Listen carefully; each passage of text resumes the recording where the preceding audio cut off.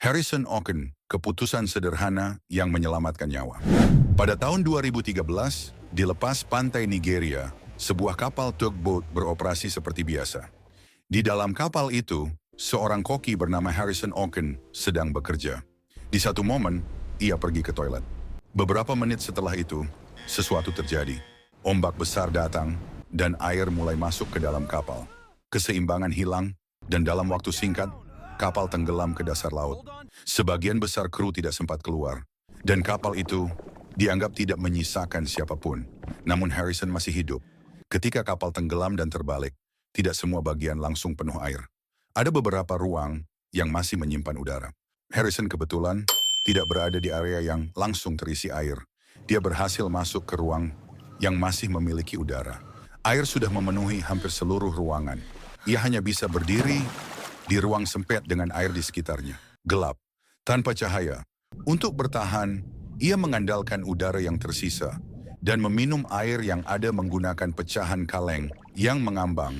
Hari pertama berlalu, hari kedua, tidak ada yang datang. Hingga di hari ketiga, tim penyelam masuk ke dalam kapal untuk melihat bangkai kapal.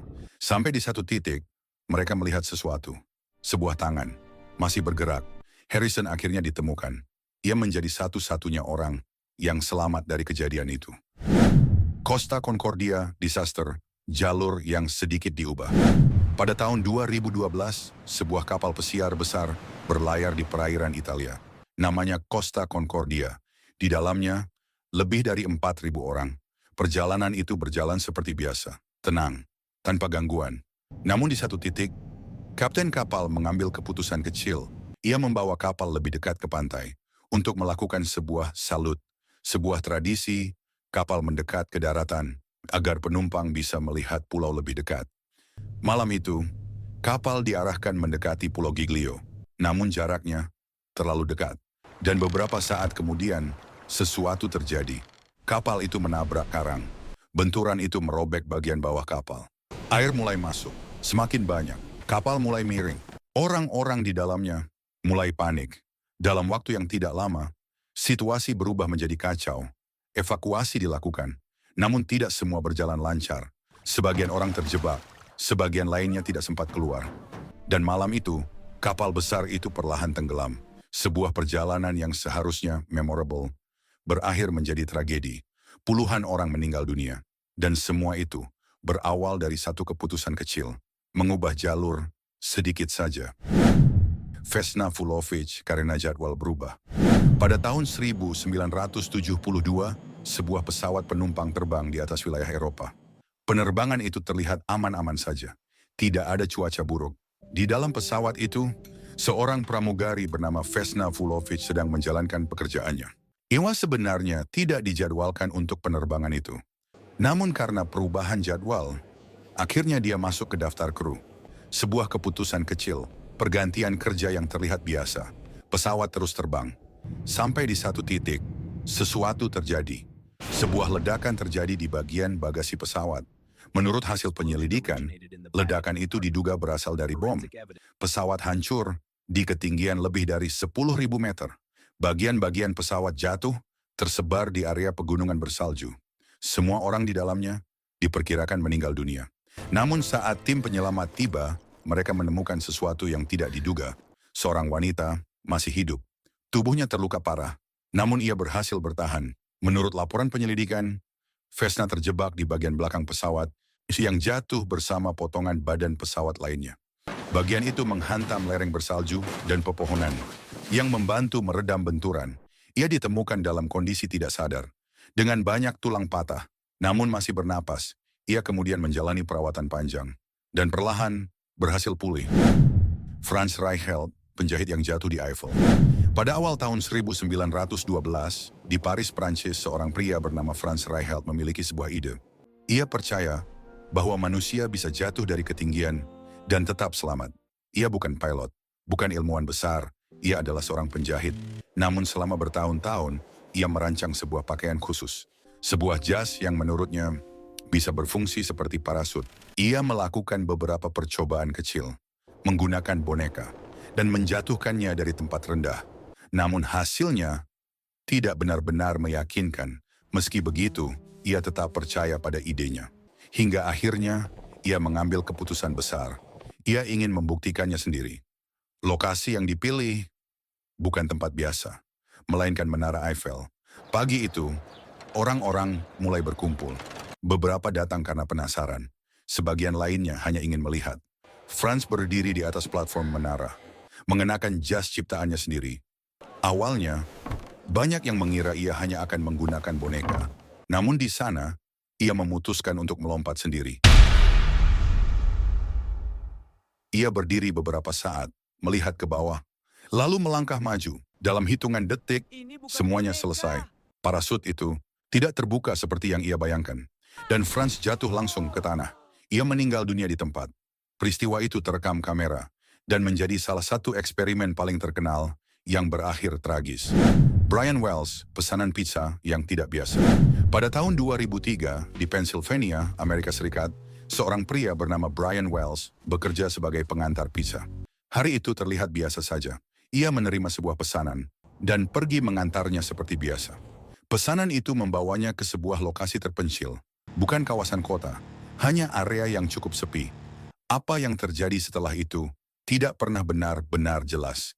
Namun beberapa waktu kemudian, Brian terlihat berjalan menuju sebuah bank. Ia membawa catatan, dan di lehernya terpasang sesuatu yang aneh. Sebuah alat logam yang terlihat seperti bom. Ia masuk ke bank, meminta uang. Namun tidak lama setelah itu, ia keluar dan ditangkap polisi. Brian mengatakan sesuatu yang membuat situasi berubah. Ia berkata bahwa bom itu nyata, dan waktunya terus berjalan. Awalnya, banyak yang mengira ia hanya mencoba menakuti polisi. Namun beberapa menit kemudian, alat itu benar-benar meledak. Di depan kamera, di tengah jalan, Brian meninggal dunia. Peristiwa itu langsung menjadi perhatian besar. Penyelidikan berlangsung selama bertahun-tahun. Dan perlahan terungkap bahwa kasus ini jauh lebih rumit dari sekadar perampokan bank. Menurut hasil penyelidikan, Brian diduga dipaksa ikut dalam rencana tersebut. Ia dipercaya datang ke lokasi pengantaran pizza, lalu bertemu dengan beberapa orang. Di sanalah bom itu dipasang di lehernya. Ia kemudian diberi catatan, berisi instruksi yang harus diikuti. Mulai dari masuk ke bank, mengambil uang, hingga pergi ke beberapa lokasi lain. Jika semua langkah berhasil dilakukan, bom itu dijanjikan akan dilepas. Namun waktunya sangat terbatas. Dan di tengah semua itu, tidak pernah benar-benar jelas apakah Brian ikut merencanakan semuanya atau justru menjadi korban. Karena sampai hari ini, masih ada perdebatan. Tsutomu Yamaguchi 2 kali kena bom atom.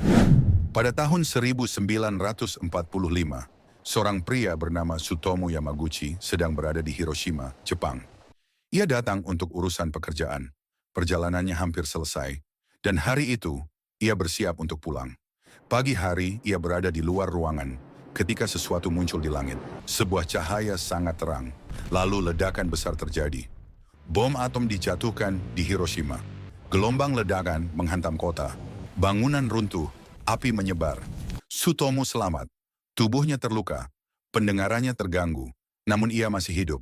Di tengah kekacauan itu, ia memiliki pilihan, tetap tinggal atau pulang ke rumah. Ia memilih pulang. Keesokan harinya, ia pergi menuju Nagasaki, kota tempat keluarganya berada. Ia tiba dalam kondisi terluka, namun tetap masuk kerja. Dan saat sedang menceritakan apa yang terjadi di Hiroshima, sesuatu kembali terjadi. Cahaya terang muncul di langit. Ledakan kedua terjadi. Bom atom dijatuhkan di Nagasaki. Untuk kedua kalinya, Tsutomu berada di kota yang terkena bom atom. Dan untuk kedua kalinya, ia berhasil selamat. Ia menjadi salah satu orang langka yang tercatat selamat dari 2 ledakan bom atom. Sebuah kisah yang hampir tidak masuk akal. Chernobyl Disaster, eksperimen nuklir yang dipaksakan. Pada tahun 1986, di wilayah yang saat itu masih menjadi bagian dari Uni Soviet, sebuah pembangkit listrik tenaga nuklir beroperasi seperti biasa. Namanya Chernobyl Nuclear Power Plant. Malam itu, para teknisi bersiap melakukan sebuah tes. Tujuannya terlihat sederhana.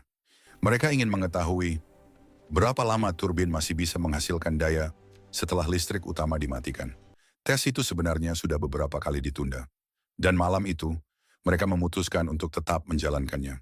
Untuk melakukan tes tersebut, beberapa sistem keamanan mulai dinonaktifkan. Reaktor dijalankan dalam kondisi yang tidak biasa. Awalnya, semuanya terlihat terkendali. Namun perlahan, reaktor mulai tidak stabil. Angka-angka di ruang kontrol berubah cepat. Tekanan meningkat. Para operator mencoba mengendalikan situasi. Namun sudah terlambat. Terjadi lonjakan besar di dalam reaktor. Lalu ledakan. Atap reaktor hancur. Api muncul.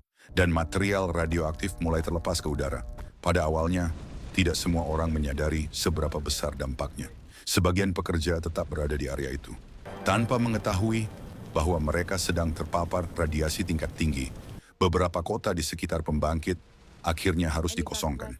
Ribuan orang meninggalkan rumah mereka, dan wilayah itu tidak pernah benar-benar dihuni kembali. Peristiwa itu menjadi salah satu bencana nuklir terbesar dalam sejarah. Stanislav Petrov, keputusan jitu menunda Perang Dunia. Pada tahun 1983, di tengah ketegangan Perang Dingin, sebuah pusat pemantauan militer Uni Soviet beroperasi sepanjang malam. Ruangan itu dipenuhi layar, alarm, dan sistem yang terus memantau langit. Di sana, seorang perwira bernama Stanislav Petrov sedang bertugas. Malam itu terlihat biasa, sampai tiba-tiba alarm berbunyi. Layar menunjukkan sesuatu yang mengkhawatirkan. Sistem mendeteksi peluncuran rudal nuklir. Data yang muncul terlihat jelas. Serangan sedang menuju Uni Soviet. Dalam situasi seperti itu, waktu untuk mengambil keputusan sangat singkat.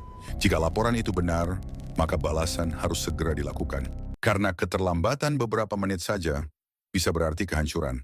Stanislav melihat layar di depannya. Sistem terus menunjukkan hal yang sama. Lalu muncul laporan kedua, kemudian ketiga. Beberapa rudal terlihat sedang mendekat. Ruangan mulai tegang. Semua menunggu keputusan. Namun ada sesuatu yang terasa tidak tepat.